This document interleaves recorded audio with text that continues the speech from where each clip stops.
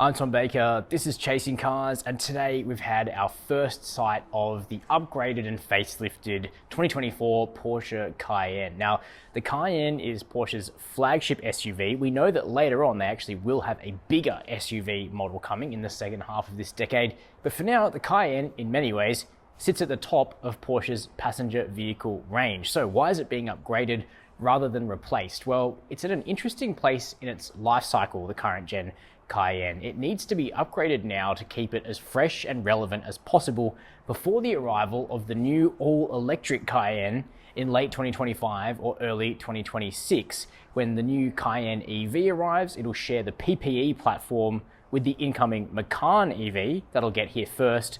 The electric Cayenne will come second. But for now, Porsche only has their petrol and petrol-electric hybrid Cayenne, so it's time to facelift that car and upgrade its mechanicals and its interior to keep it going for another 2 or 3 years. It's kind of got a tide over Porsche's SUV buyers. So does it get that job done? Well, let's check out the facelifted Cayenne in today's video, starting with the design, because that's going to be what you'll notice first. Now, it is a subtle upgrade, and if you don't know your Cayennes, then a lot of the changes outside will just go unnoticed. But the biggest change is at the front end, where the Cayenne gets a completely new bonnet, but most importantly, it gets new headlights. It swaps its previous, more rounded headlights for a trapezoidal shape. They're a bit flatter, and they basically look like the headlights that you get on the Taycan electric sedan and station wagon.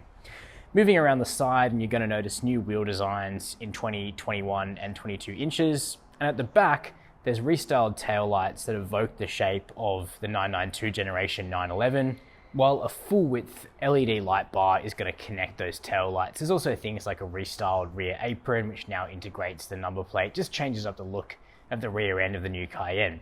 Now, moving inside, there's a much bigger change, and that's that the Cayenne is picking up the new Porsche Drive Experience cockpit. Now, the first Porsche to get this design inside was the Taycan EV. The Cayenne basically becomes the second. That you could argue the 911 also has an interior design like this, but it doesn't go to nearly the same extent as the Taycan and now the Cayenne. It's based around a curved piece of glass for the driver, 12.6 inches, plus you get a 12.3 inch touchscreen for the PCM infotainment system. You can also get a passenger display that measures at just under 11 inches in diameter. Now, the PCM system has wireless Apple CarPlay and Android Auto, but it now has more native applications, native Spotify and native Apple Music, if you prefer not to mirror your phone and you prefer using the pretty crisp and easy to use Porsche software instead. You're also going to notice that the automatic transmission selector has been moved up next to the steering wheel on the dashboard. That'll take some getting used to, but the Cayenne still has some of its signature pieces inside, including the prominent grab handles on the center console. Now, they don't feature in the Taycan, and they especially don't feature in the 911. Now, outside there's a few new colors. Inside, Porsche's yet to confirm whether there'll be new leather and non-leather interior options, but we assume there'll be a couple of updates here and there to the trim. What about mechanicals? Well, all of the engines get a bump. The base model's 3-litre turbocharged petrol V6 upgrades by 10 kilowatts and 50 newton meters. It's now a 260 kilowatt engine. Now, somewhat bittersweet is that the Cayenne S actually loses its 2.9-litre V6, different engine to the 3-litre. The 2.9 is a peach. It's what Audi uses in the RS4 and RS5. Lovely engine. That's actually being swapped out for the Cayenne GTS's 4-litre V8.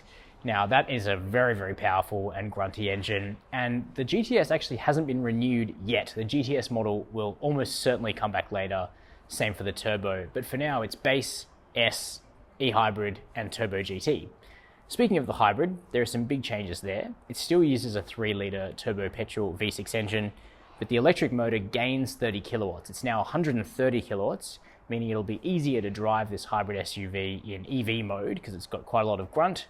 The battery is also up by 44%. Now, Porsche hasn't revealed the specific electric driving range of the upgraded hybrid, but we assume it'll be somewhere above 60 kilometers, maybe around that 70 kilometer mark, which is starting to make it useful for driving it for a couple of days at least before you're going to need to have to plug it in. Now, the top of the range, Porsche has renewed the Turbo GT model, which is only available in the Cayenne Coupe body style. That gets even more power, 14 kilowatts. It's now 485 kilowatts, which should be plenty for what I see most Turbo GTs being used for, which is the school run. Now, Porsche does still have a couple of variants left to reveal and release. They'll probably drip feed those over the next year or so, but for now, this is the core lineup of the facelifted 2024 Cayenne. It's coming to Australia in the third quarter of this year, so between July and September 2023. Pricing has been released. It starts at 160 grand for the base model Cayenne wagon body. We've displayed the prices on screen in today's video so you can consider them, and local orders have already opened up. So, keen to know your opinion on the Cayenne. Has Porsche done enough to renew their large luxury SUV? Let us know down below in the comments while you're there. Hit subscribe, hit the notification bell, and as always, thanks for watching Chasing Cars.